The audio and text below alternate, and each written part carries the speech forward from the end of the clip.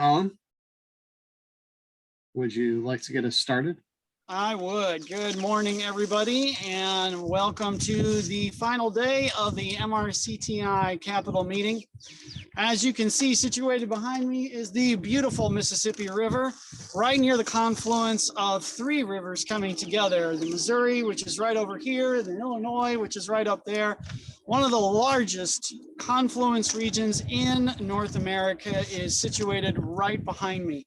It's a beautiful day here in the Mississippi River Valley, and it's not quite the Potomac, but we'll be going back to the Potomac River Valley back and forth as the morning proceeds. But first, we're going to kick off our press conference. Our stage manager, Brant Thorrington, is going to get us situated in terms of participating electronically, and then I will kick it off from there. Brant, go ahead. Thank you, Colin. If you're having any technical issues or questions, please feel free to privately message me in the chat function. Or if you're a speaker and you need to be promoted, you can also use that function to message me as well as my cell phone. If you'd like to ask any questions at any time, there is a raise your hand function. You can do that. We can recognize you and allow you to talk. You can also ask any questions in the Q&A portion or the chat. We'll be sure to watch both of those for anything that's incoming. Back to you, Colin. Thank you, Brant. We've had a tremendous Capitol meeting this year, even though it is virtual, had fantastic and valuable conversations and sessions around one of the most important and historical opportunities that we have here in Middle America, and that is through the newly passed Jobs Act. I'm Colin.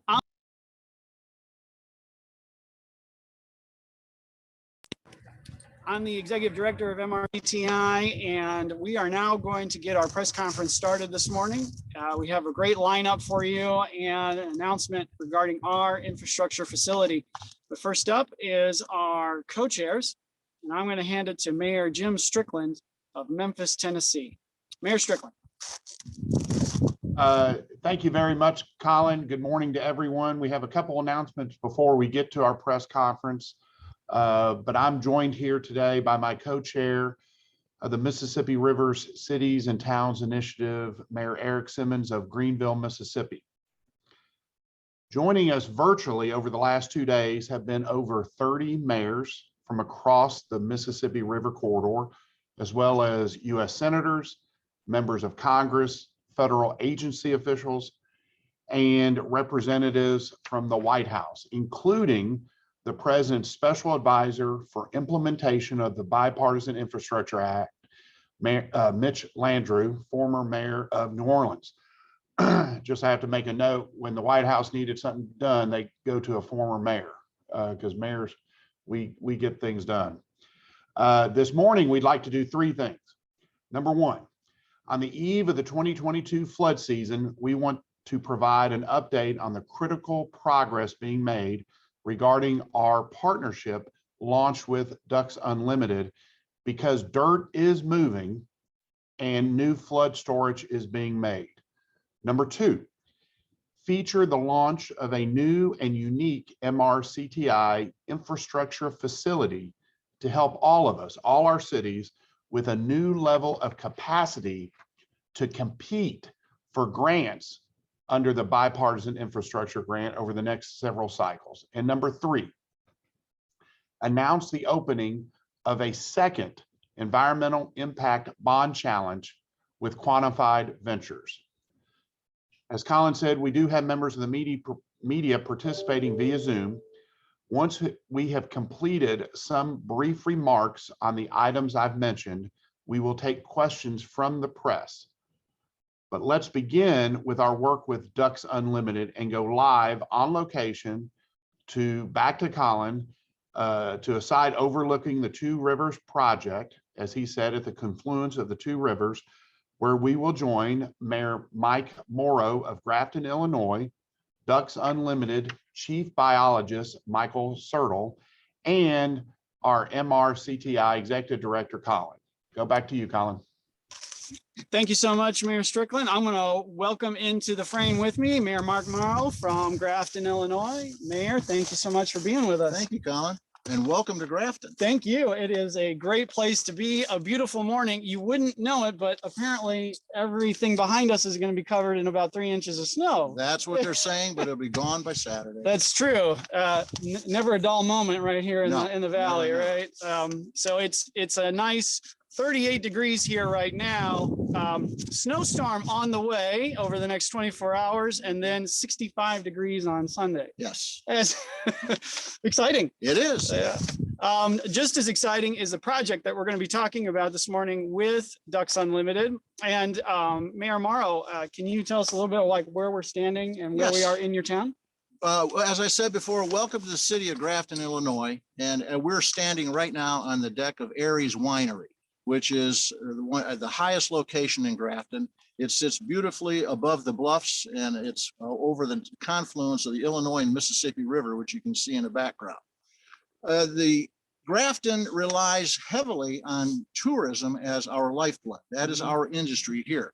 And therefore, our city is open to the river. We do not have levees. So therefore, we face the river, we embrace it. And that's what the big tourism draw here is for the eagles, for the wildlife that comes in, for the fishing, the marinas, the wineries, all of that, the experience that's here. But when a flood comes, as it did in 2019, they can be devastating.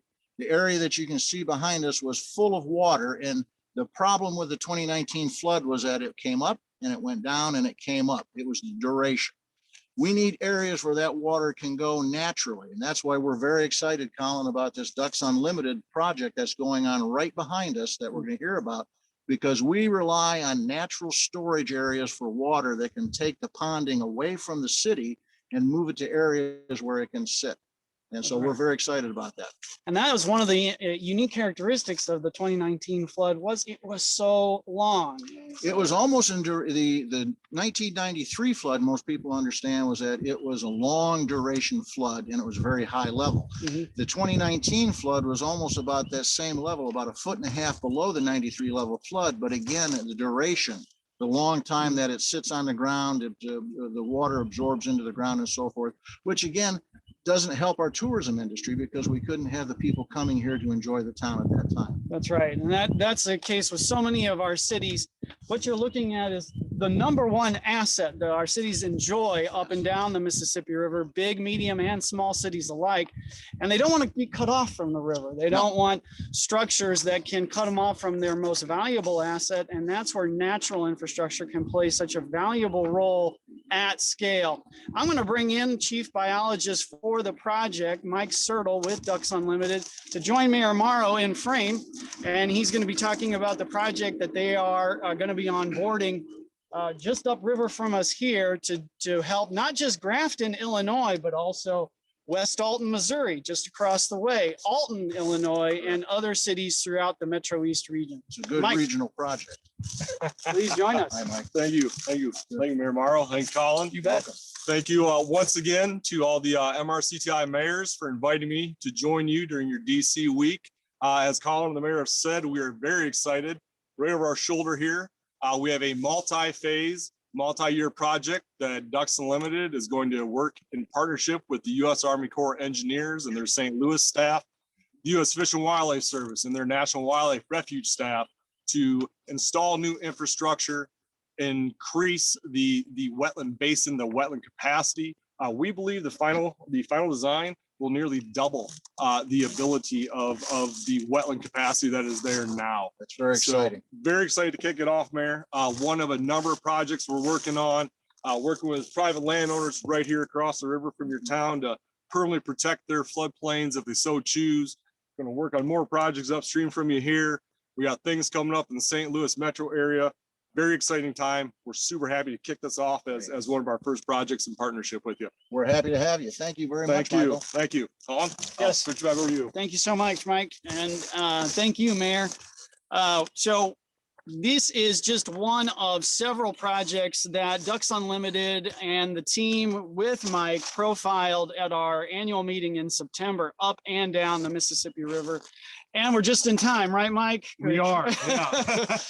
Flood season is about to get going. And even though ironically, we're dealing with drought for a lot of the Mississippi River Valley south of us and north of us near the headwaters region, that it doesn't take much to get us over the mark. I am now going to hand it back over to Mayor Simmons, our other co-chair of Greenville, Mississippi. Mayor Simmons. This is Jim Strickland. I think Mayor Simmons is delayed in joining us, so we'll keep moving along. Yes, sir. Thank you, Colin. Thank you, Mayor. Oh, no. Mayor, I'm here, Mayor. I see you. I'll let you go. All right, so thank you so much, Mayor Mara and Mr. Surter. We're so glad to see these projects moving. And this is just one example of the many projects coming online in the near term, spread over 30 cities in 8 states as described on our annual meeting last September. Next up, we have our announcement on the MRCTI infrastructure facility, the $1.5 trillion with a T spending bill known as the Jobs Act, or the bipartisan infrastructure package, is mostly comprised of funds we have to compete for at the state and federal level in order to better position our corridor. MRCTI has entered into an agreement with a number of partners in Washington, D.C. and along the corridor to provide our cities free consulting to help us on board for the estimated $75 billion for the next 5 years. You can see with the slide that is going up now, the individual states' allocations that will be distributed via the Jobs Act through 2026. What is the MRCT infrastructure facility is the question.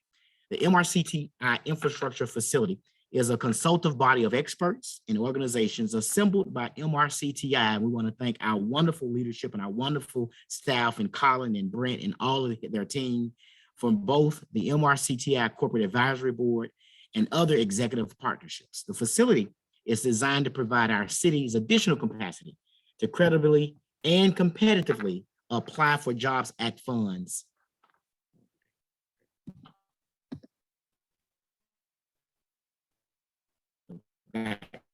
Job Act funds and grants tended to compete Jobs Act grant applications, but provide even greater value by advising MRCTI cities on their overall Jobs Act competitive strategy, developing capacities critical to the Jobs Act mandates. It is now my honor to introduce the team of partners and experts and organizations that will be working with us to make this possible. Each member of the facility has something to offer, including general strategy and positioning, disaster resilience and mitigation, data analysis, and finally, financial structuring for the cities and towns up along the Mississippi River corridor. James Kim is a partner with Arnold and Porter, and we can begin with him, and we'll tilt to Attorney James Kim at this time to feature his expertise. Thank you very much for the introduction, Mayor Simmons. On this side, McDermott, I had been priorly working with MRCTI for many years at my last location.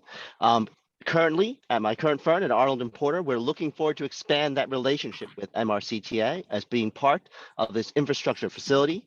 We are approximately 1,000 lawyers spread out across 13 offices worldwide.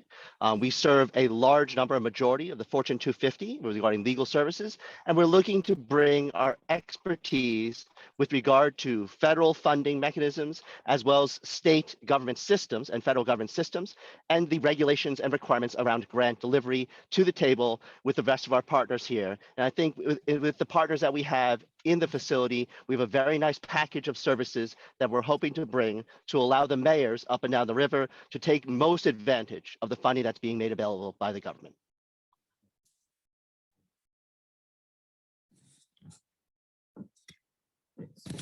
All right, next, we will move to Tim Barfield. He's the president of Csrs. Tim, tell us about your expertise. Well, thank you, Mayor Simmons. I'm Tim Barfield, the president of CSRS, and we're just really elated to be involved again. It's our second year with MRCTI, and we're just delighted to be involved and lend our expertise to this infrastructure facility. We're an architectural, engineering, planning, project management consulting firm based in Baton Rouge, Louisiana, right here on the Mississippi River. We were founded and our headquarters is here, and we've grown up around many of the issues that many of our communities face, and certainly understand the issues related to disasters, storms, hurricanes, flooding, all these issues. We have a huge focus of our work is on disaster recovery, but really more and more of our work is focused on resilience. And we do so much work in the infrastructure space and the facility space to help our communities be stronger and smarter in how they deal with all their challenges. So we're excited to be part of this team. We're excited to be working with the team of corporate advisory board members that you have, and I think it's really fascinating how this has all come together with so many partners up and down the Mississippi River who share common challenges, and hopefully we can develop common solutions. So we just elated to be part of the team. Thank you. Thank you so much. Next, we will go to Tim. Thank you so much, Tim. We'll go to Brian Smoliak, who is the partner of 2 Degrees Adapt, for your expertise. Brian. Thank you, Mayor Simmons. My name is Brian Smoliak. I'm a partner at 2 Degrees Adapt. We are a research and advisory firm based in the Twin Cities of Minneapolis and St. Paul, Minnesota. We're honored to be part of the MRCTI infrastructure facility. We're a collaborator of MRCTI, and we're really excited to do is to help to make climate resilience actionable for cities all along the corridor. What we do at 2 Degrees Adapt is to localize climate science using our expert knowledge to analyze economic impacts of those climate perils, and then to identify adaptation strategies that can help offset and help communities to continue to thrive. So we are bringing data analysis to the table, being able to gather lots of different data sets together, synthesize them into actionable information. We're bringing together our science, this expert understanding, our wide network, and the connection to the scientific literature, so that what communities get is really this knowledge-based approach, best available methods to inform their decisions and really balance all of their needs. So communities with 2 Degrees Adapt are really going to get an expert partner that gives them the confidence, the knowledge, and the roadmap to help implement these new adaptation strategies. So thanks so much.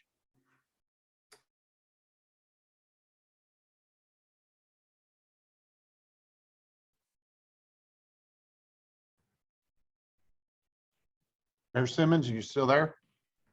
I think you can take over, Mayor Strickland. Oh, okay. All right, rounding out our group of 4 is our longtime partner, Eric Letzinger, CEO and founder of Quantified Ventures. Eric? Hey, everybody. Good to see everybody again.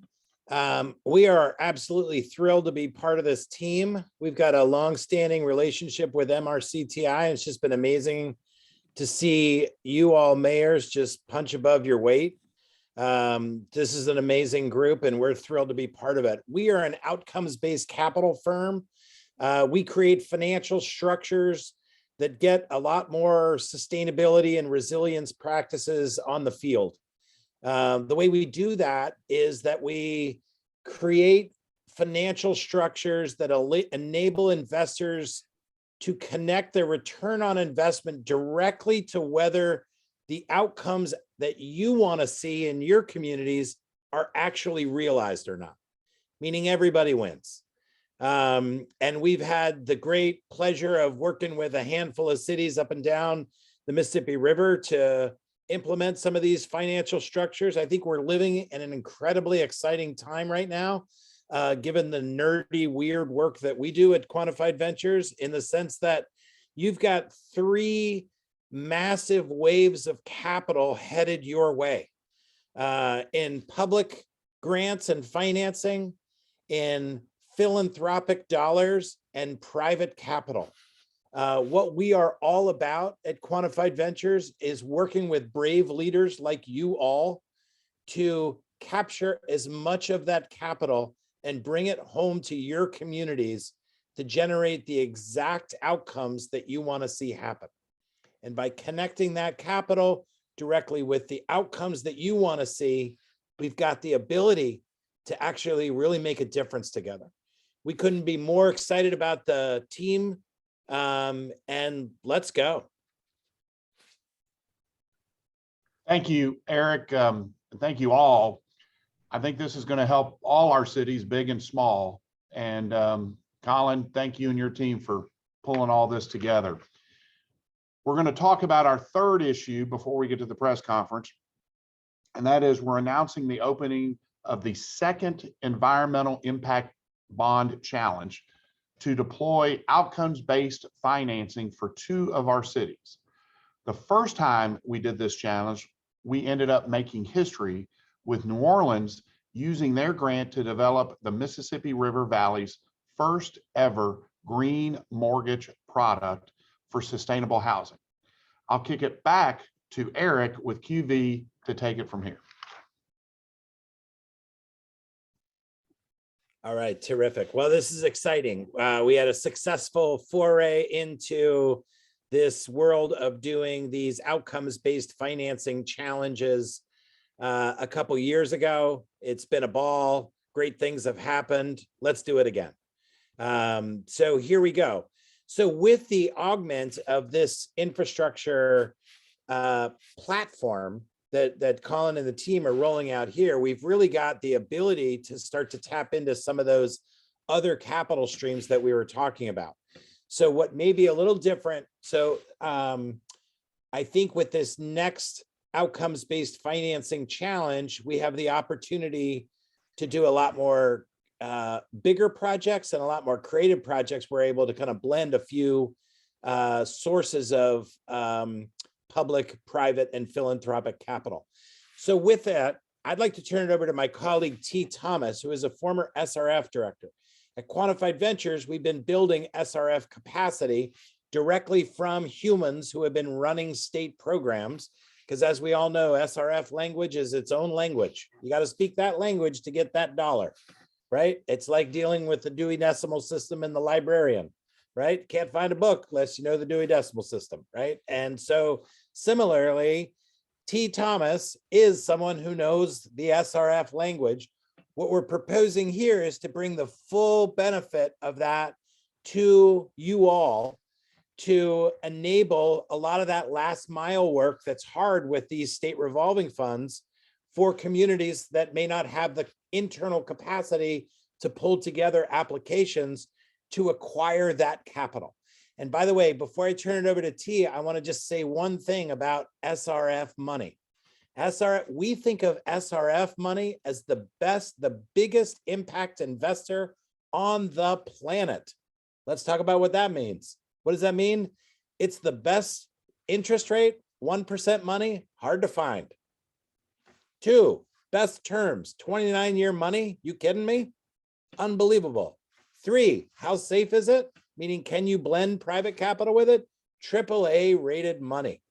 That is called the trifecta, which is why we are investing heavily in bringing SRF capabilities to bear to communities like yourself. With that, I'm going to turn it over to T. Thomas. And I just want to make sure that she gets introduced and gets a chance to explain the work that she's doing. Great, thanks, Eric. I really appreciate that. As Eric mentioned, SRF is my language. It's what I speak. It's my favorite thing to talk about.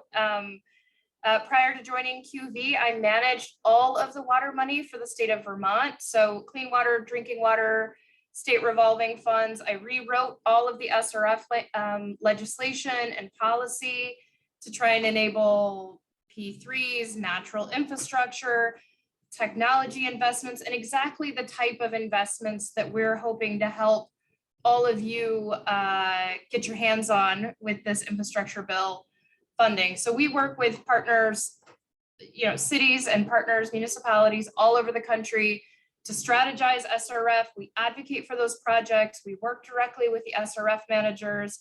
And then we do all of the hand holding because it's those processes aren't necessarily for the weak. So we help get those projects across the line and look for the most resilient, future-looking projects, equitable distribution. So this means that we are constantly going to state SRFs and asking them to think bigger, to do more, and make more impactful investments. And that's exactly what we would bring to this challenge and to MRCTI's infrastructure facility work. So we love our partnership with MRCTI and really look forward to helping you all put together all of those, public, private, philanthropic capital that you need. And on a personal note, as a native Iowan, my earliest memories are sandbagging from the '93 flood and distributing food in Southeast Iowa. I'm about a stone's throw from Missouri. So this is something that means a big deal to me because I know how frequently and increasingly damaging and displacing these types of things are. So when you all talk flood of '93, I was there, I get it. I'm gonna go ahead and throw my email and a link to our SRF solutions in the chat. Anyone that's on this call, if you just wanna brainstorm in parallel as this all gets up and going, please don't hesitate to shoot me an email and we will pick up the phone and talk SRF. So thanks everyone. Thank you, Eric. Thank you, T, very much. I'm going to have to Google after this meeting. Do we still use the Dewey Decimal System? I don't know. I don't know either. All right, we're now happy to take questions from the press at this point. The only thing I'd ask is if you could first state your name and the news organization you represent, maybe city, it would be appreciated. So Brant, do I turn it over to you?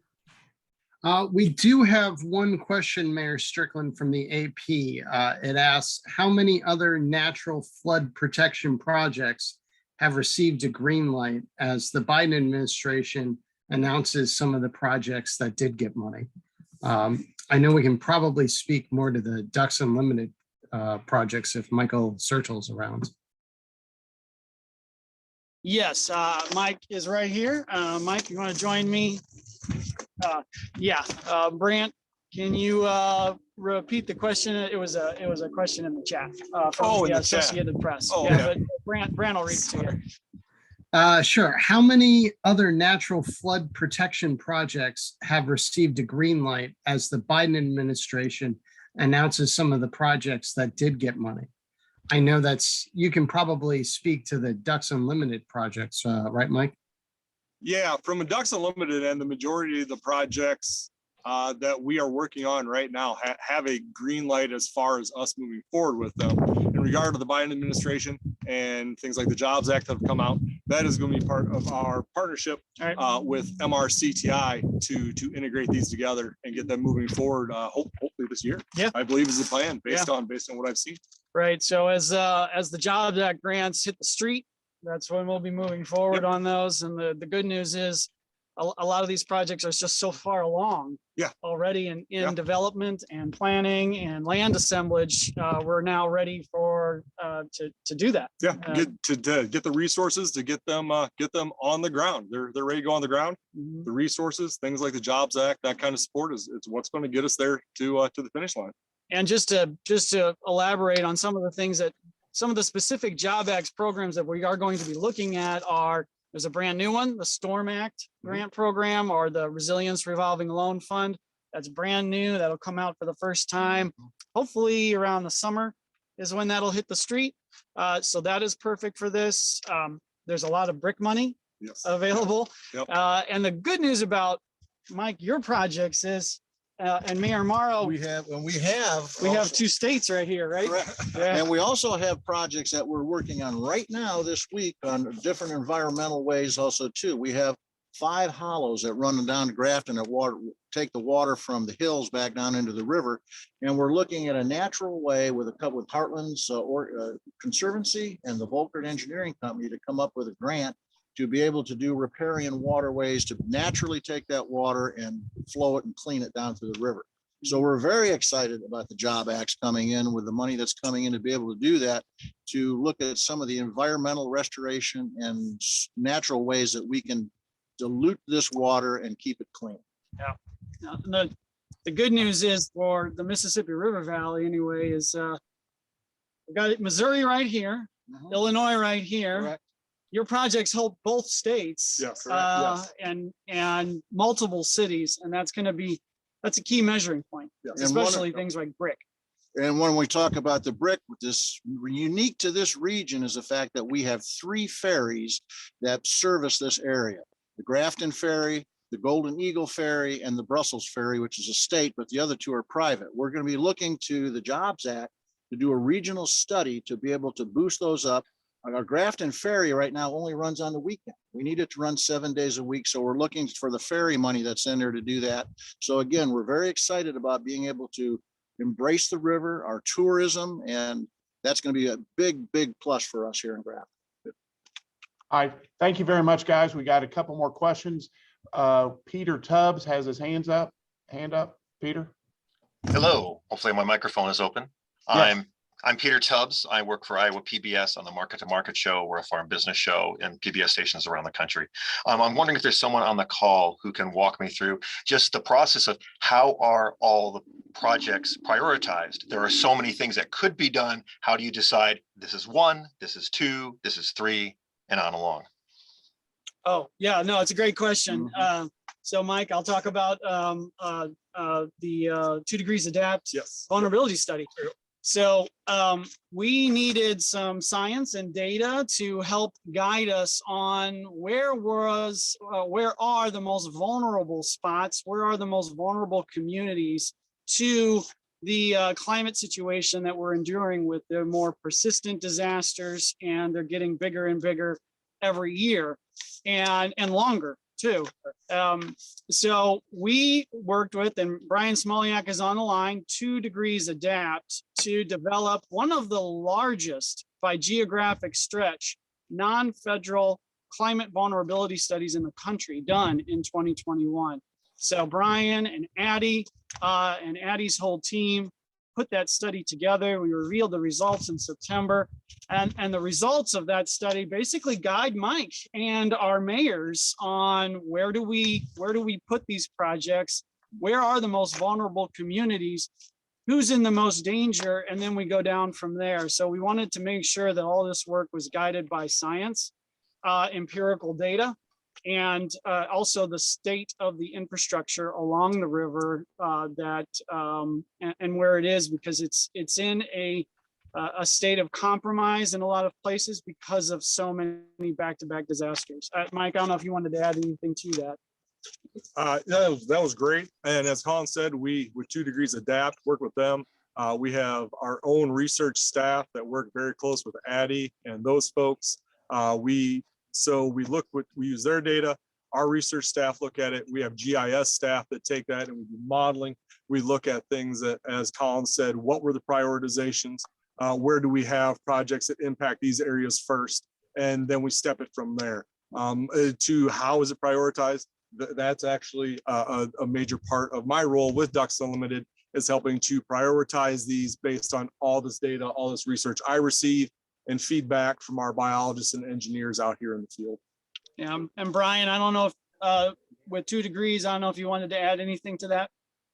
I think just that, what we do when we look at projects like this is really setting historical context and then really looking to the future. We take a forward-looking approach with climate projections, and then we always are setting that in the historical context and really looking at what could happen, and then look just to the landscape, working with partners like MRCTI and Ducks Unlimited to see what is possible and what sort of natural infrastructure can take up some of that flood storage. And so I think it's really balancing those 2 things, what could happen and then what the landscape can do for us. So that would be what I would add.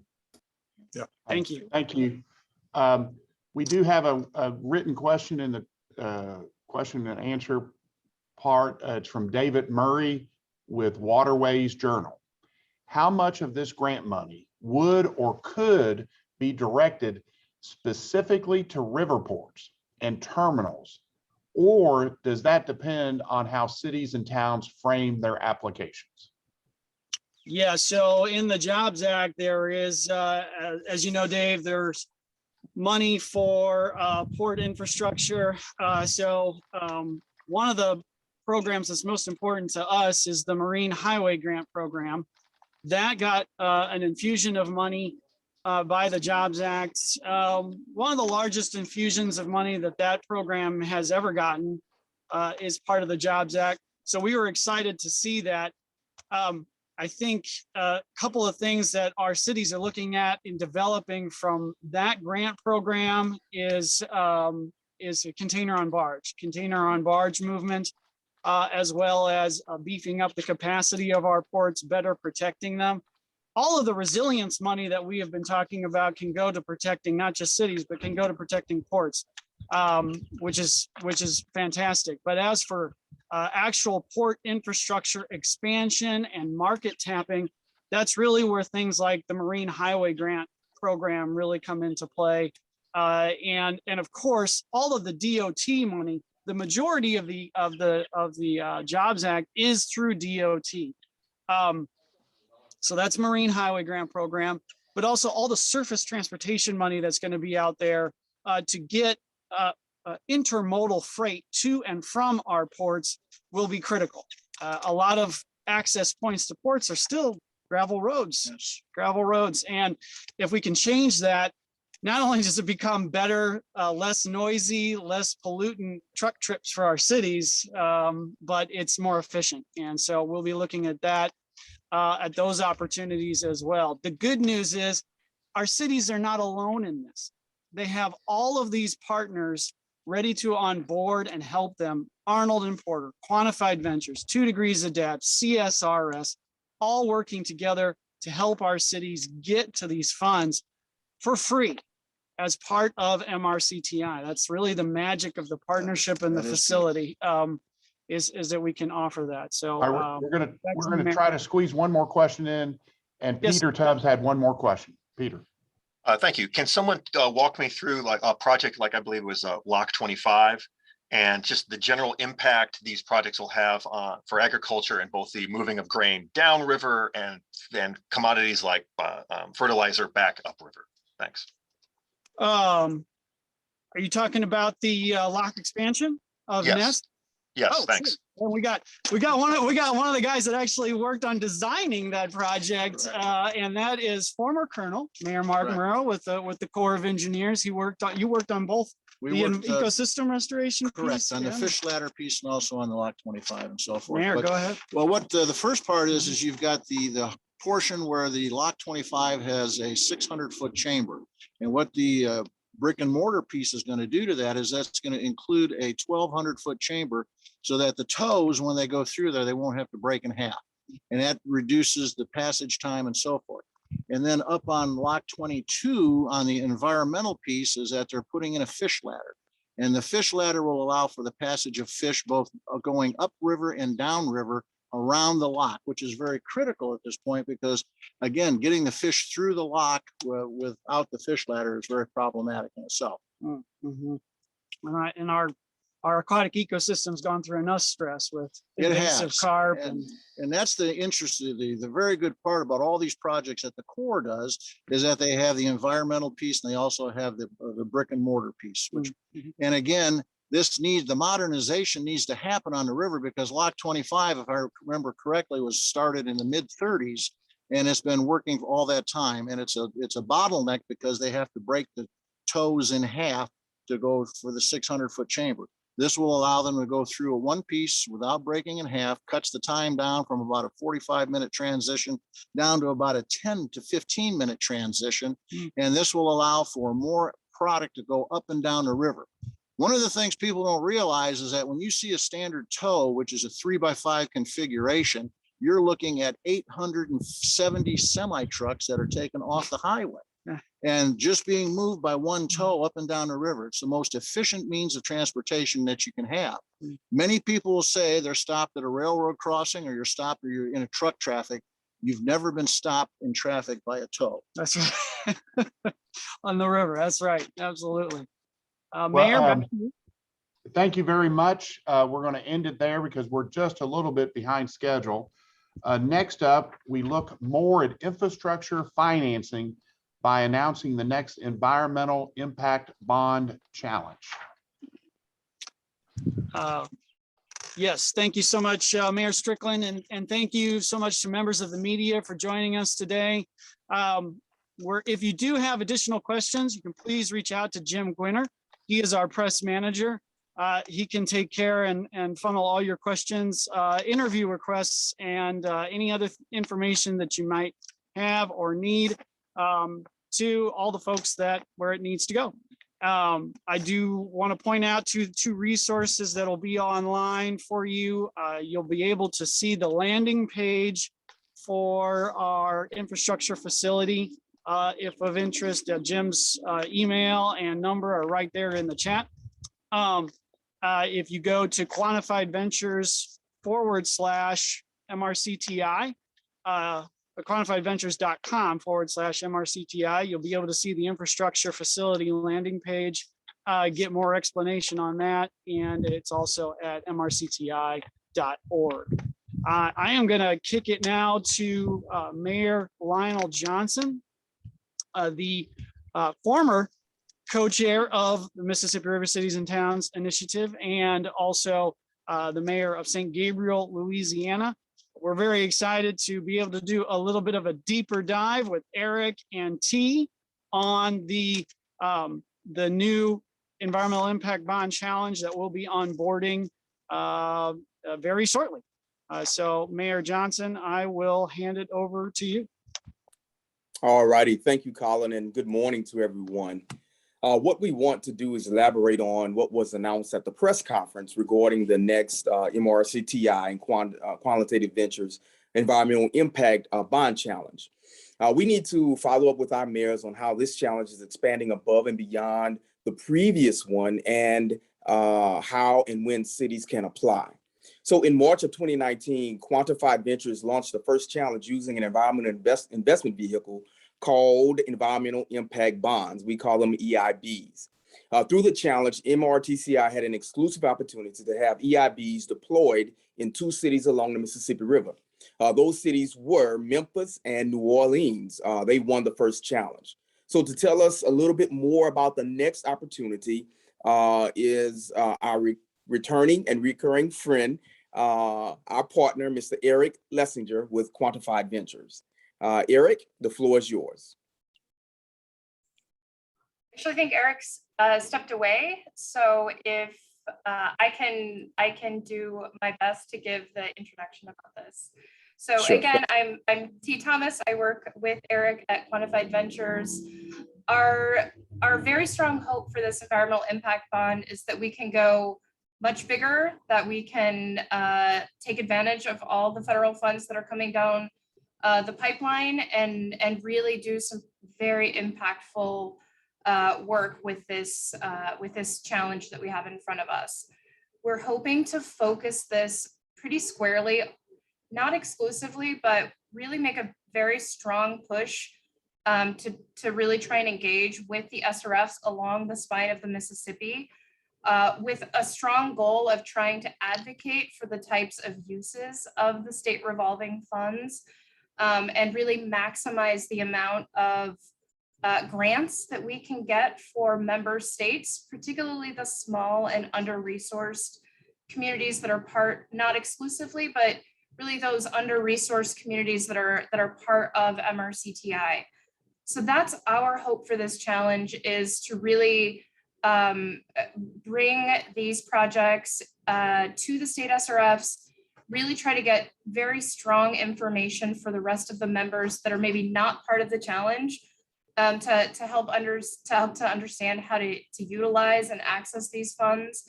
And then obviously for the challenge itself, to maximize not only the SRF and strongly advocate for the highest amount of grants that we can get to make these projects affordable, but also to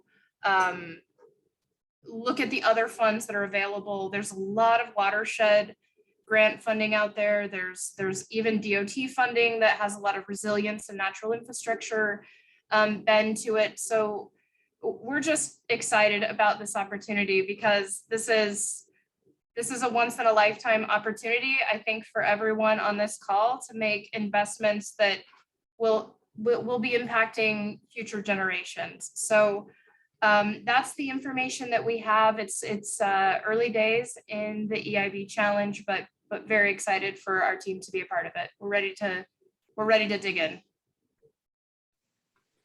All righty. Thank you, T.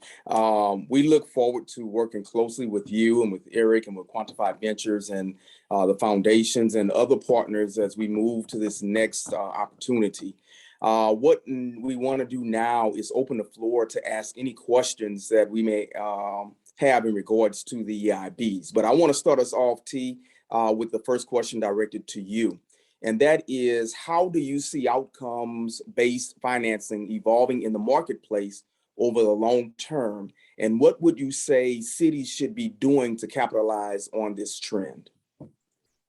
I think some of the trends that we're seeing are the reasons that communities are increasingly interested in participating in environmental impact bonds is really the transparency and helping to build that trust with the citizens for the types of investments and for those projects that have user bases associated with them. So drinking water, wastewater, for those communities that have even stormwater utilities.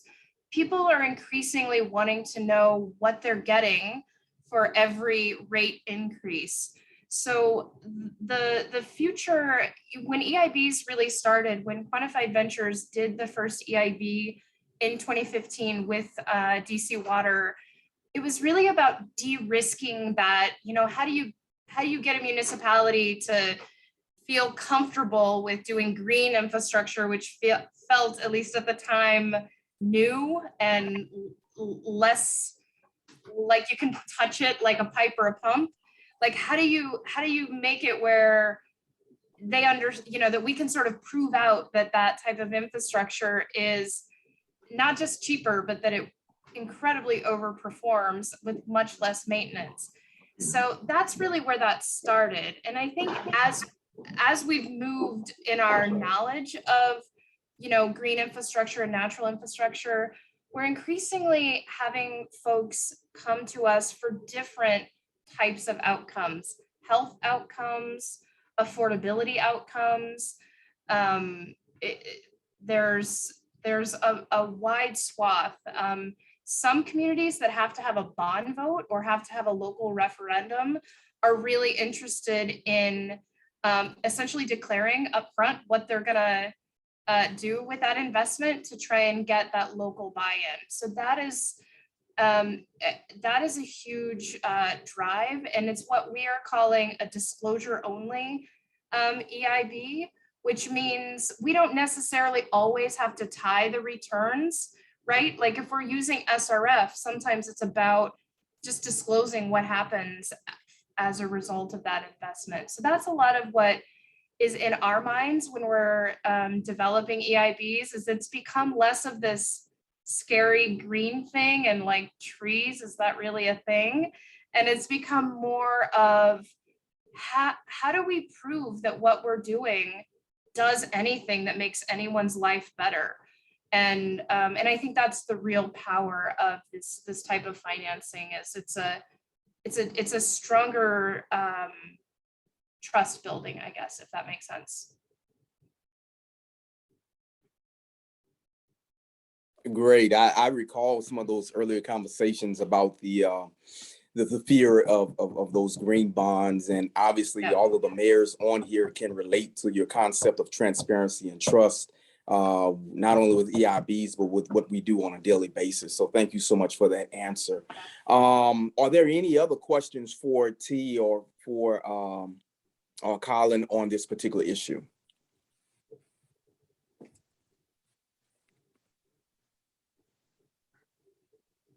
Mayor Johnson, I had a quick question for T.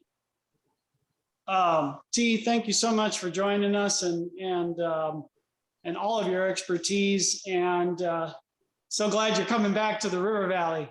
About time. A quick question for you.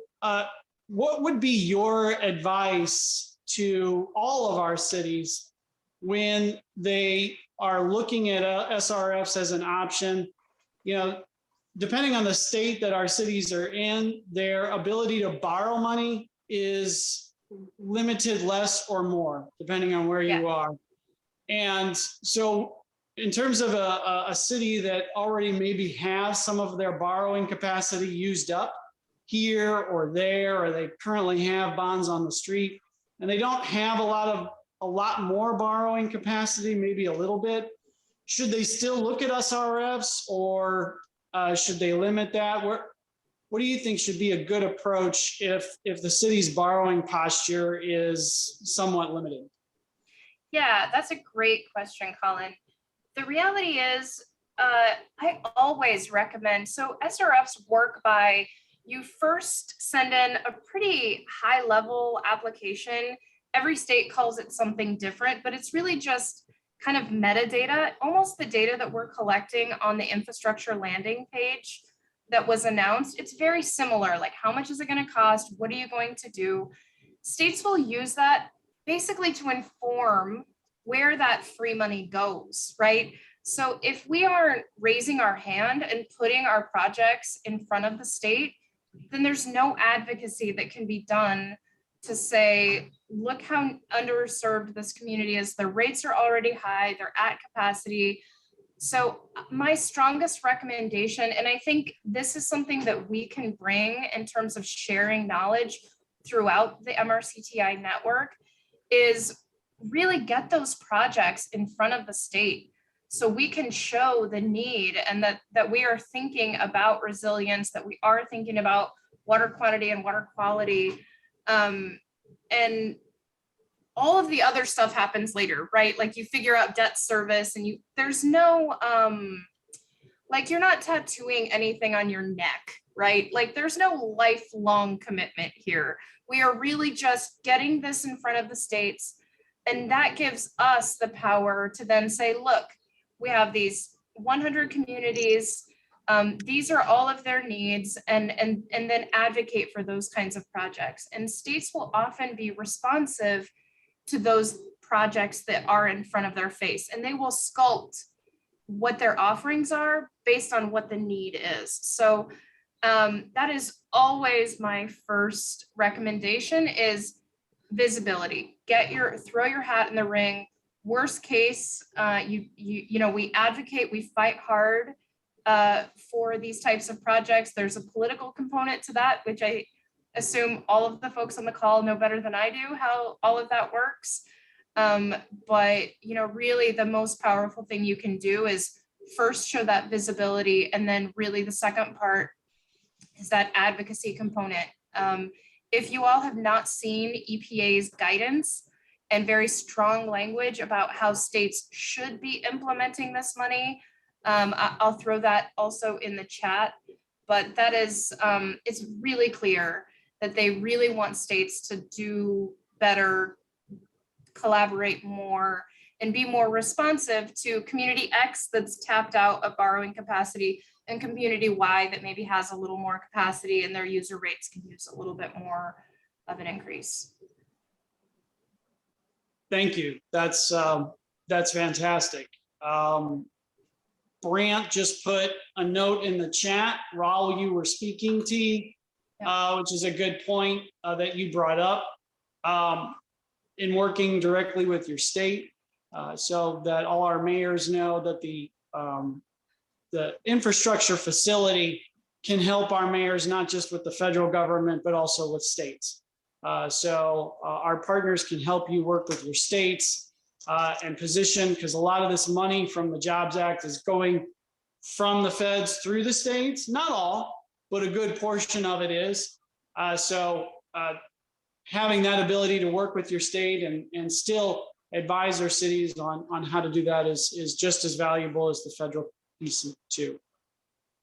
So thank you. Thank you so much, T. That's a great point. Yeah, thank you, Tia, and we appreciate you answering those questions. Again, Colin just referenced the link that Brant put in the chat, completely free for all MRCTI cities to build capacity to get federal and state funding. So seeing no further questions, we want to say thank you again to T and to Eric and to Quantified Adventures. And we want to move to our next feature, for which I will now recognize Mayor Phil Stang of Kimmswick, Missouri, and Lori Elliott of Newport, Minnesota. Mayor Stang.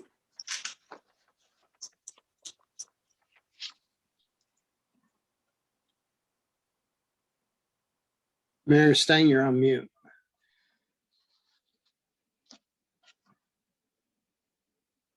Okay, is that all right? Yes, sir. All right, got lost for a minute. I guess that's my specialty, Lionel. I disappear voice-wise. You just period disappear all over the time.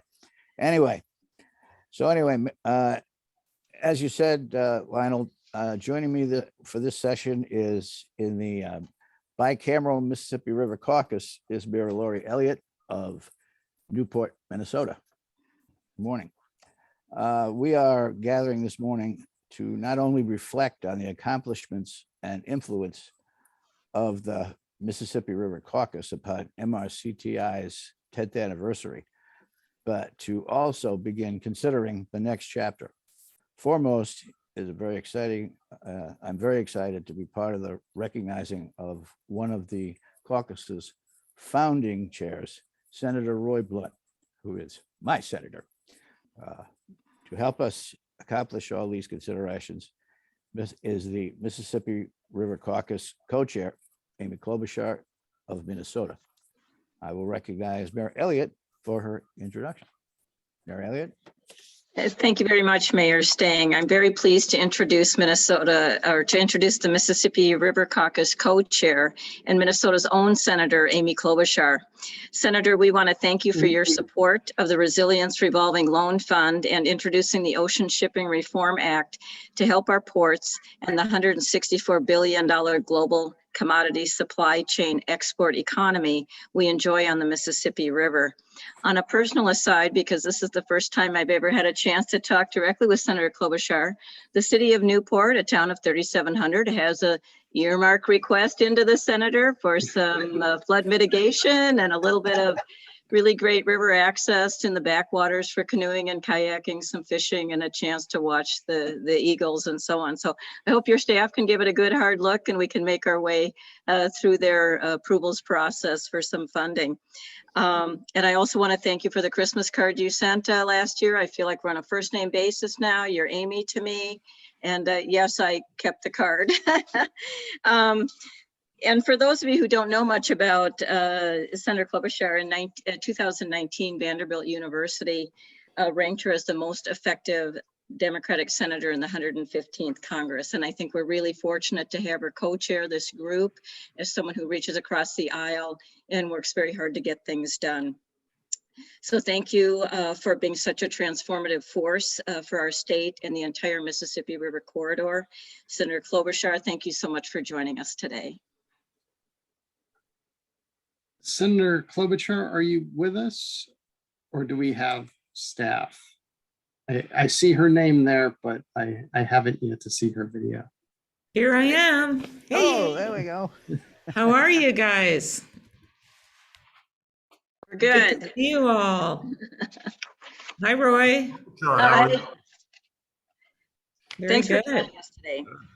We're on, we're unmuted, we're everything. Okay. Mayor Elliott, I'm not sure if Senator Klobuchar heard all of your introductions. Senator, are you just joining us, or did you hear Mayor Elliott's introduction? Well, I didn't hear any introduction. I don't know if Senator Klobuchar did or No, not. I didn't. I just got on.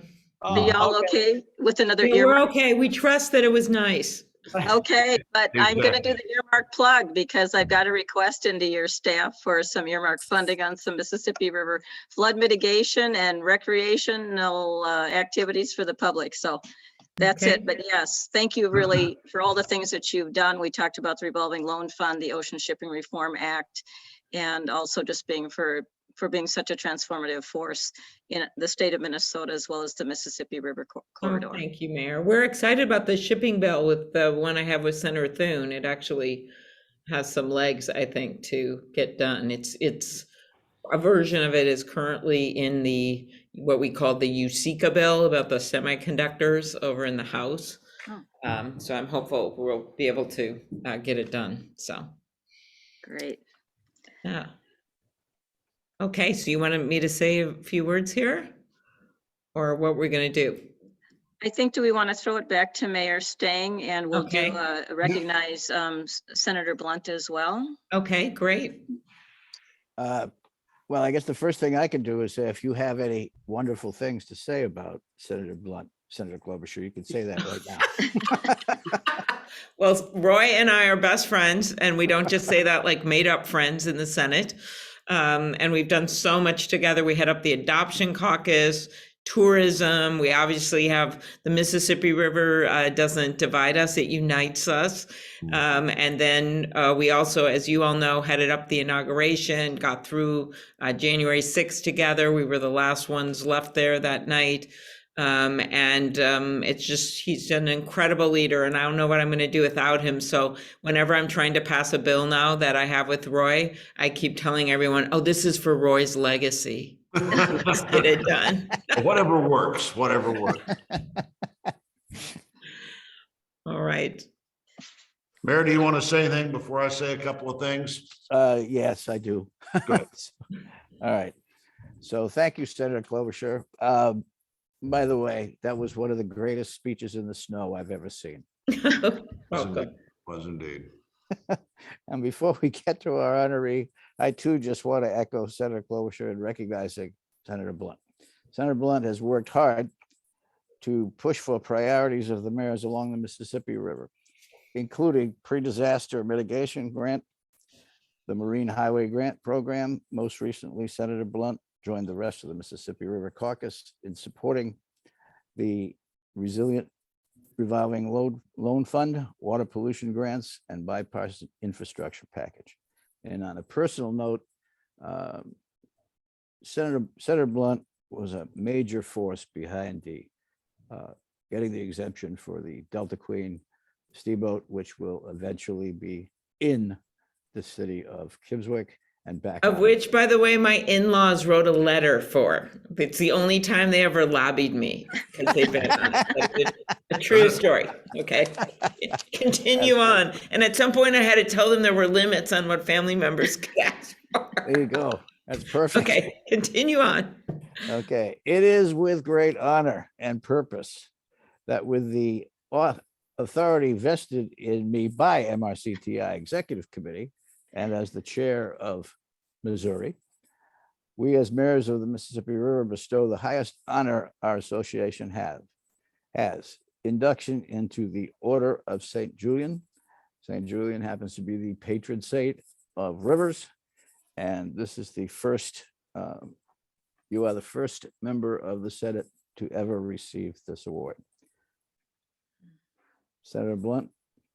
Wow, congratulations, Roy. And First member of the Senate, the Order of St. Julian. Yep. The Mississippi River mayors, Amy Klobuchar, just everything in one package, but glad to be with all of you. You know, Senator Harkin and I formed the Mississippi River Caucus when I came to the Senate 11 years ago. When he left, Senator Klobuchar, who was already a member of the caucus, stepped up to be the co-chair. And as she pointed out, we have co-chaired a number of things together. We are the top two people from each party on the Rules Committee that does the daily operation, makes so many of those daily operation decisions to the Senate. And in fairness, I was the chairman of that for a long time. The chairman makes more of those daily decisions than anybody else does. And so Senator Klobuchar has a lot of responsibility every day to deal with those things. I would say we both believe that the Mississippi River is in the process of becoming more important than it has been in 100 years. You know, the opportunity to maximize the river, both for its scenic awesomeness and the economic potential are both there. I think these are going to be heydays for the river. You know, worldwide food needs. The Mississippi River Valley is the biggest piece of contiguous agricultural ground in the world. And another statistic that is hard not to think, surely there's a way to contest that, but there's more miles of navigable river in the Mississippi River Valley than the rest of the world put together. So the Mississippi River actually comes together and brings together this great inland waterway system that in worldwide commerce is just waiting and ready and beginning to develop into the kind of asset in this century that it was in the 19th century. And I think we're seeing that. You know, we both supported the bipartisan, the infrastructure bill. There's money that each state has that's allocated to the state, but there are a number of things that we ought to be looking at with our friends who are mayors along the river to see if there aren't some unique and special opportunities there. You know, we got about $8 billion allocated in Missouri for highways and roads, more money for bridges that comes separately. But just the other day, we were able to get $732 million, $732 million to improve the Lock 25, which is just north of the Mel Price lock and dam system. And one of the things that we have both worked on a lot is coming up with the money it takes to get those locks up to the kind of standards we need so that they have economic vitality. And the other thing that happens when you have locks that don't require barges to be broken down and things, the other traffic, the private boat traffic that comes through that same lock system can come through a lot quicker. You know, going from city to city along the river as part of a scenic river tour also becomes more important. But I'm proud to have been an advocate for the river. I do think in the last 15 years, we've seen a significant change in how we view the river as an economic asset and how we view the communities along the river. And glad for all of our friends who are part of this group to be working with you, and particularly to work with the Missouri mayors that I've gotten to know so well as the river has brought us together. So thanks for that. I'm trying to figure out what kind of recognition I might get out of the St. Julian. I'm going to call you a saint now all the time. I'm going to introduce you as a saint in the Senate. Well, that's what's going to happen. Maybe not all the time.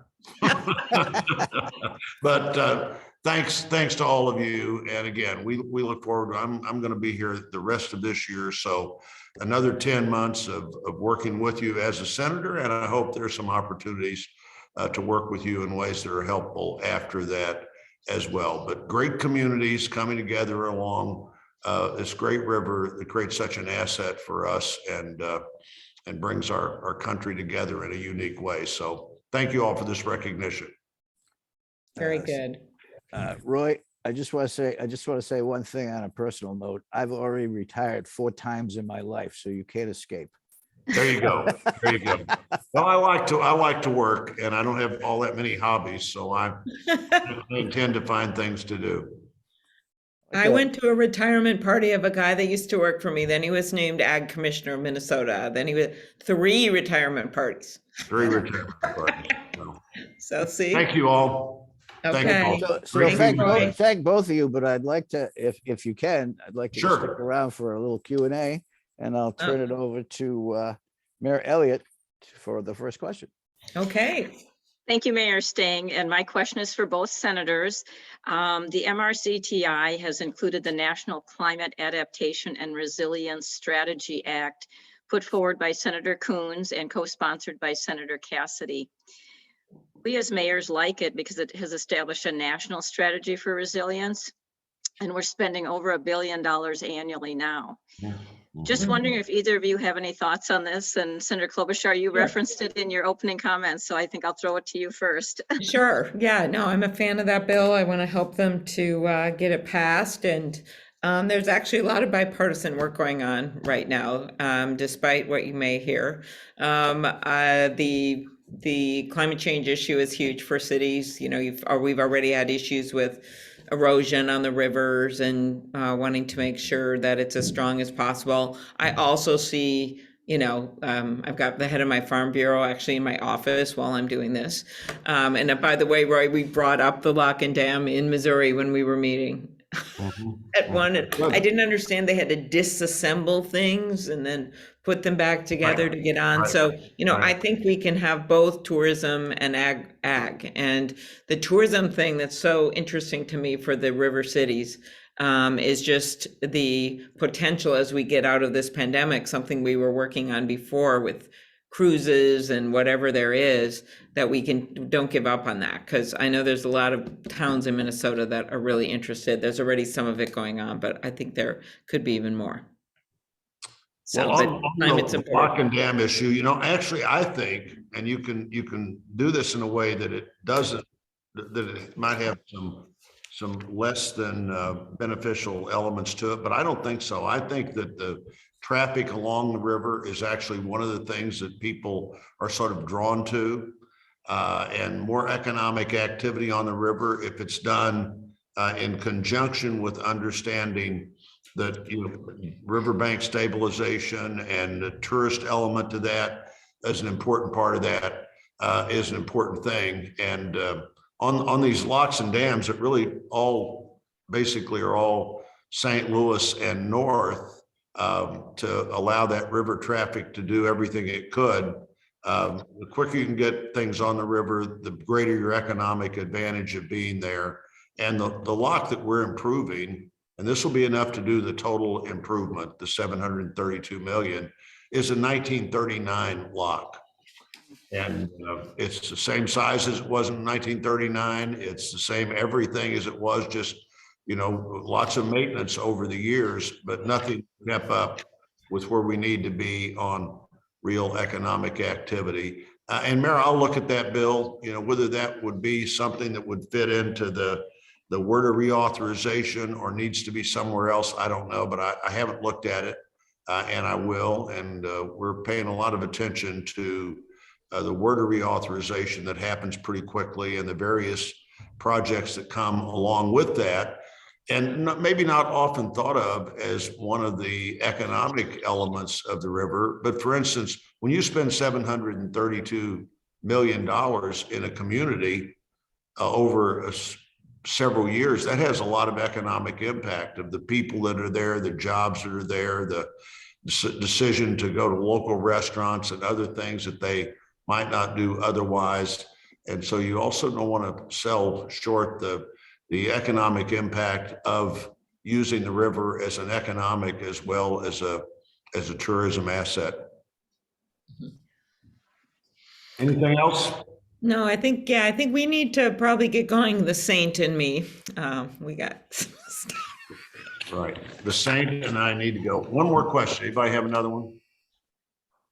Great. I'm going to get going, guys, but if maybe Roy can stay on, but No, I want to thank you. I will see you in Kimmswick soon, I hope, and look forward to keeping track of where we are on the river and the port there for the riverboat.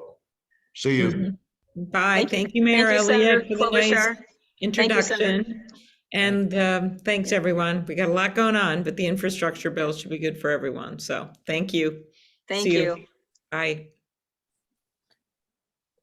Well, now that the senators have escaped, I was going to say, if there's no further discussion, we could bring this to a wrap. Before we do that and go to the final session, Mayor Elliott and I would like to plug the MRCTI annual meeting in St. Louis this coming September 13th through the 15th. And next year in beautiful scenic Bemidji, Minnesota. As I have told other people before, many, many years ago, I got the opportunity in Great Falls, Montana to step across the Missouri River, and I'd like to add the Mississippi to it by visiting beautiful Bemidji. And the St. Louis meeting will celebrate our 10-year anniversary. Mayor Elliott? And as for Bemidji, it would be the first time we're holding our meeting at the headwaters, and Lake Bemidji is the northernmost lake that feeds the Mississippi River. And I know you're going to want to be there because they are the self-proclaimed curling capital of the United States. And not only that, the alleged, for all of the attorneys on the call, the alleged birthplace of Paul Bunyan. And you can visit Paul and his trusty sidekick, Babe the Blue Ox, when you're in Bemidji. And my story, I walked across the headwaters. I was probably 7 or 8 years old. I stepped into the water, I got my shoe wet, and I started crying. That was my headwaters experience of the Bemidji, up in Bemidji. But yes, it would be great to do another walk across there. It's been a few years since I did that. But no, I know people would really enjoy Bemidji. We sort of expect that the Senate will likely have votes on the dates of these meetings in September, but perhaps the state staff could join us in both of these cities. Okay. Thank you, Mayor Elliott. And yes, you are correct. This final discussion is about upcoming meeting in St. Louis celebrating MRCTI's 10th anniversary. So we have quite a crew to help us promote and lift the meeting so we can make this meeting the considerations, excuse me, is needed, not only to celebrate our first decade, but also set us on a path for the next decade. Helping me with this portion is my illustrious friend, Mayor Bob Fox of Cape Girardeau, Missouri. Bob? Thank you, Mayor Stang. Joining us to help our mayors make this meeting one for the history in a good way is Neil Richardson, Executive Director of the St. Louis Development Corporation, Matthew McBride, Chairman of the St. Louis Port Commission, and both the Chair and Vice Chair of the MRCTI Corporate Advisory Board. Neil? Neil is not yet with us. We are running a little early because of everything with the senators. So we do have a couple minutes, about 10 minutes here. Mayor Fox, we do have Harold Hamby on the line, who has joined us from LaChance Wineries. LaChance is a new member of our corporate advisory board. It might be while we're waiting for the St. Louis crew to get on, which I'm not surprised they're not on yet. We're about 10 minutes early, but we could kick this over to Harold. He has a very unique announcement in regards to something that he is planning to unveil in St. Louis during our meeting, and may make sense to recognize him. Mayor Stang, I don't know if you would like to do an introduction for Harold, since he's in your I certainly would. Okay, please. With LaChance Wineries, occasionally Harold doesn't toot his own horn, so I will. So the reality here is that LaChance Wineries, the quality of the wine is outstanding. They have in the past been voted the #1 winery in Eastern Missouri. They also, if you watch all those award shows, you see all those wonderful stars walking around and with their little gift bags. Harold's wine is in those gift bags. And he spends so much time being one of the great vintners and having wonderful wine that he didn't even notice that he had been declared by Jefferson County, Missouri, as the farmer of the year in 2020 and 2021. He didn't even know he was a farmer because he spent so much time on the quality of his wine. So with no further ado, Harold Hamby. Thank you, Mayor Phil. Am I on? Yep. I met Phil sometime back, and he strong-armed me, I'm going to say, to open an operation in Kimmswick, which we love now. He also introduced me to Colin. Colin and Phil came to me last year and with an idea to make a wine that the MRCTI could promote and enjoy some of the proceeds from.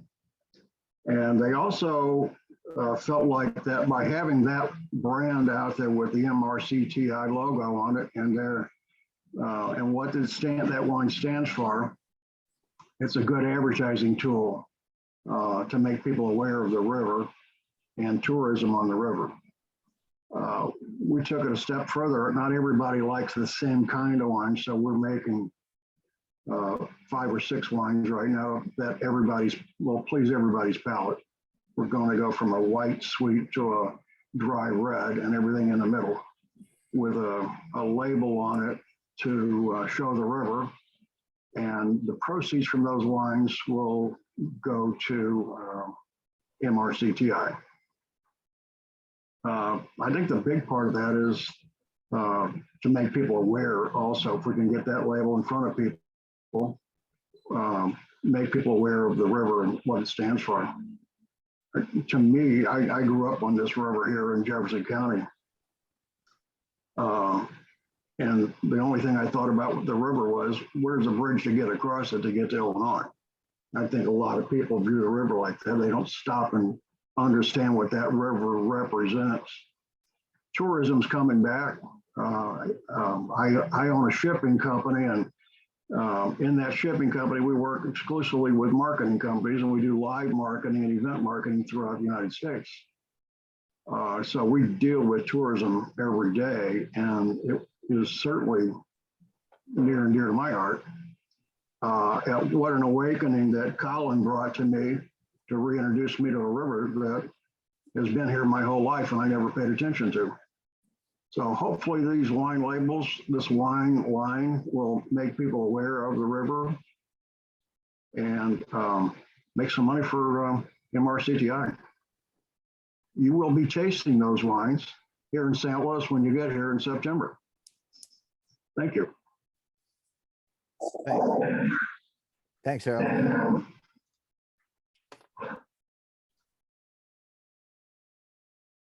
And as we move forward, looking to September, we also want to make sure, both Harold and I, to make sure that when you taste that wine, there's an opportunity for you to come to Kimmswick and taste that wine at that winery. We'll look into that as an event. And it's also retaliation against Jim Strickland, who took me to Old Dominic's distillery and permanently pickled me. So to you, Jim. Do we have somebody else on the line now? Bob?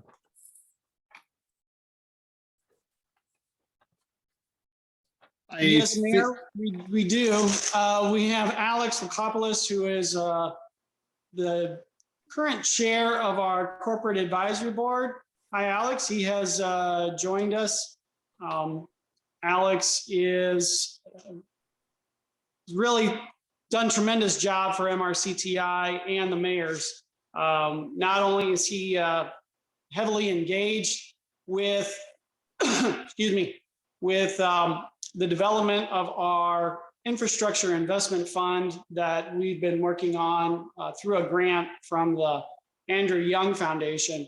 But Alex has just given us a lot of opportunities to interface with the capital industries and the finance industry, especially a lot of entities in New York, Columbia University in New York, and really worked to onboard our association with a number of capacities, as well as really kind of corral the water industry, which is moving very fast right now into a place where we can make sense of it and we can engage and we can use some of that progress to help our own water systems.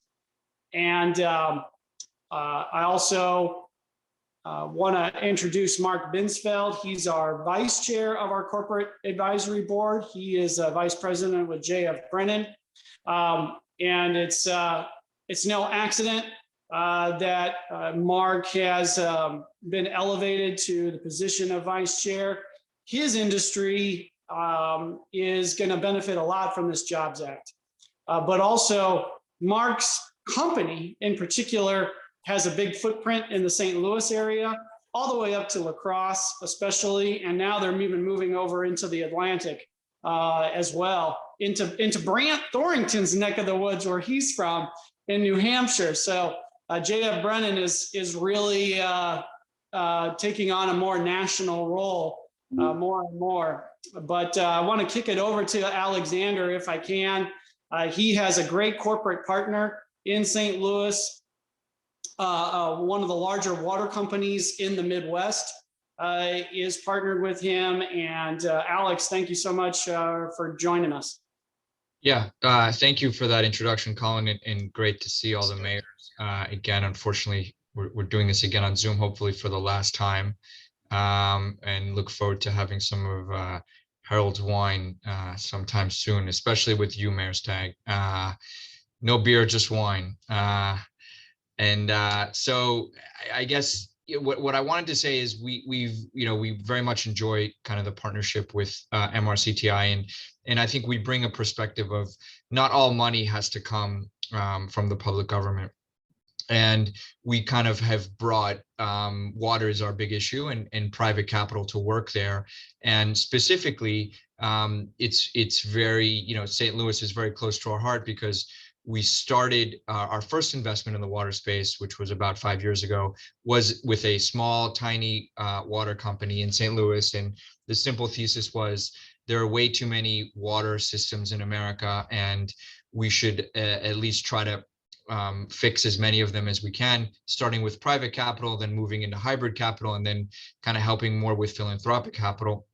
And we started on this path in St. Louis about 5 years ago, and we started with a couple of small private utilities that we bought and fixed and brought clean water to these constituents. And where it is today is probably the 8th largest privately owned water utility in the United States. It operates in 10 tangential states, many of which are on the Mississippi River. And frankly, we're just beginning to continue to consolidate these small water utilities, and eventually want to bring that expertise and that capital to work closer with more municipally owned systems and help them either provide the right expertise or the right capital to help bring good clean water and good clean wastewater into these communities. And I think it's great that the next meeting will be in St. Louis, because St. Louis represents a lot of that, certainly for us and for the water sector, and also represents a city that brings together all different kinds of constituents and sits a critical part of the Mississippi River. That company that I mentioned is called Central States Water Resources. And unfortunately, the CEO got stuck on an airplane because it was delayed and was going to be here. He's a Missouri native, and maybe a few of you know him, but excited for it to be there and for us to be a part of it along with CSWR. And we're also excited to continue to push the ball forward in terms of bringing different constituents and different types of capital to solve a lot of the issues that all the mayors have been talking about for the last 2 days. And I think we've pushed the ball pretty much farther, and we'll hopefully continue to do that with everyone's help here at MRCTI. And wanted to thank Colin and Brant for all their hard work, and a lot more to come. Thank you so much, Alex. We're in order to account for scheduling, we're sort of bouncing around our original agenda a little bit, but that's okay. You got to think on your feet. And thank you so much, Alex, for all that you've done for MRCTI. I think right now we'll let Mayor Fox introduce our first speaker, was going to be our first speaker for this segment, Both Neil and Chairman McBride are on the line now. So Mayor Fox, I'll kick it back over to you to introduce Neil Richardson. Yeah, we have two people here from the St. Louis area to help kick off this talk about the meeting next year in St. Louis. One is Neil Richardson, Executive Director of the St. Louis Development Corporation, and then Matthew McBride, Chairman of the St. Louis Port Commission, and both to talk to us a little bit about this meeting this year in St. Louis. Gentlemen. Thank you so much, Mayor Fox. St. Louis is excited to be hosting the 2022 annual meeting next September 13th through 15th. I'm very inspired that MRCTI chose our gateway city to celebrate the association's 10th anniversary. I promise you that St. Louis is going to rise to that occasion. We are already planning and assembling what I know will be a memorable celebration for all of the members. We're partnering with world-class venues to ensure that we put on a top-tier conference for you, the mayors, and all of the members of MRCTI.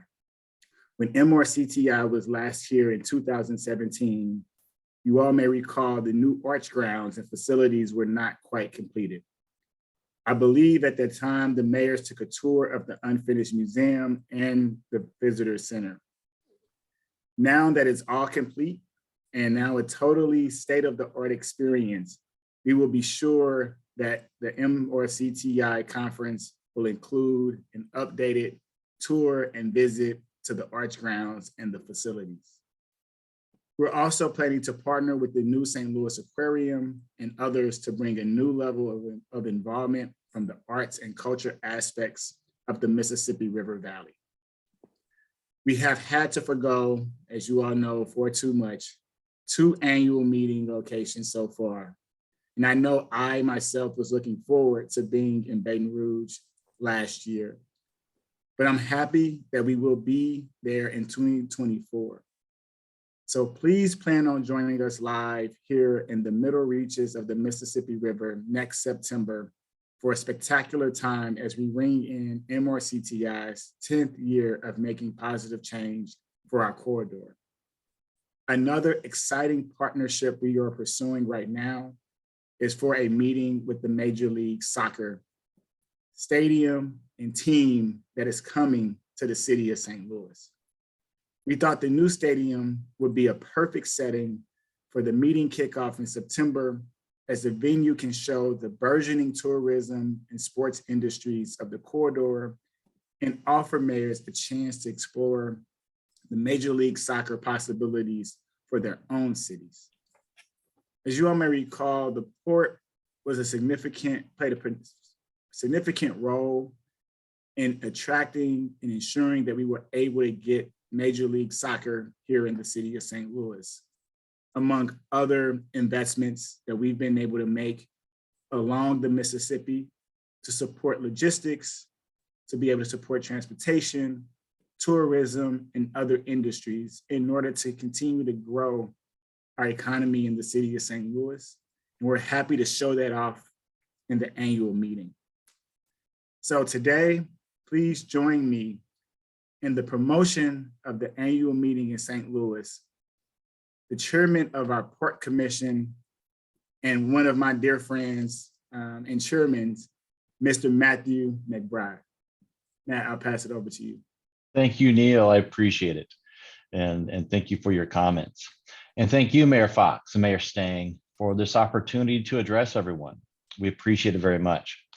The St. Louis Port Authority has been a long-time supporter of the MRCTI.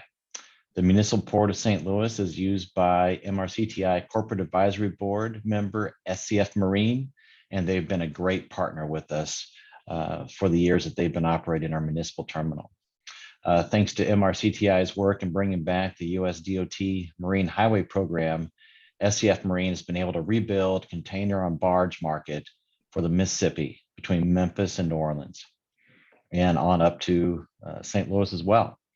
The Port Authority received a presentation from Colin last year at one of our meetings for this upcoming meeting in September, and I'm happy to share with the mayors that the MRCTI is our full support for a tremendous and valuable meeting in September. St. Louis instituted its Port Authority long ago, and the governing ordinances even refer to what's called a harbor master. Our nearly 21 miles of riverside property generate much of the economic engine of St. Louis, as well as provide a tourist attraction from all across our region and nation. We continue to aid our economic progress by leasing mooring rights, maintaining, expanding this municipal terminal, and other actions all up and down our riverfront. We appreciate all the hard work the MRCTI has done to create a unified voice for the needs of cities and town up and down the river.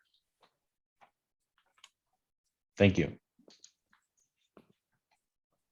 Thank you, Director Richardson and Chairman McBride, for all of your support and work already in making our annual meeting in St. Louis. It's going to be a great meeting. I think we have we saw the slide a while ago that Grant put up about the branding for the St. Louis meeting, and we heard from Alexander. I think now we're going to hear from Mr. Brinson, or Bensfeld, I mean, Mark. Thank you, Mayor Fox. Can you hear me okay? Yep. Okay. It's truly an exciting time to live along the banks of the Mississippi River. As the fourth generation of ownership of J.F. Brennan Company, which, as Colin said, we're based out of La Crosse, Wisconsin, we see ourselves at the threshold of a crucial time of reinvestment in our waterways. At no time since the 9-foot channel was established in the 1930s have we seen the federal government, municipalities, and private industry all invest more in modernizing our aging infrastructure and revitalizing the river's natural habitat. This will both secure the United States' role as the breadbasket of the world and preserve one of the largest ecosystems on Earth for many generations to come. St. Louis is located at the center of this mighty river system that stretches north to Canada, east to the Great Lakes, south to the Gulf of Mexico, and west to the Rocky Mountains.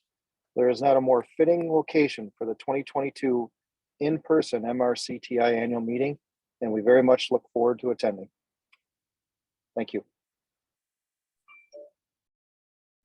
Okay, well, thank you to everyone for their updates and pledges of support for the upcoming meeting in St. Louis.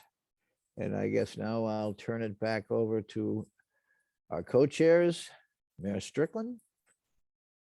Thank you, Mayor It's Stang. yours. Thank you very much. I want to convey our heartfelt gratitude to all the mayors who presided and participated in this Capitol meeting, and to our friends and partners from the federal government, the private sector, and the states. It's been said many times that we know that a virtual platform is a far cry from our great in-person meetings that we typically have. So I really appreciate everyone joining. I really look forward to being in the great city of St. Louis in September. And I do not think Mayor Simmons is with us.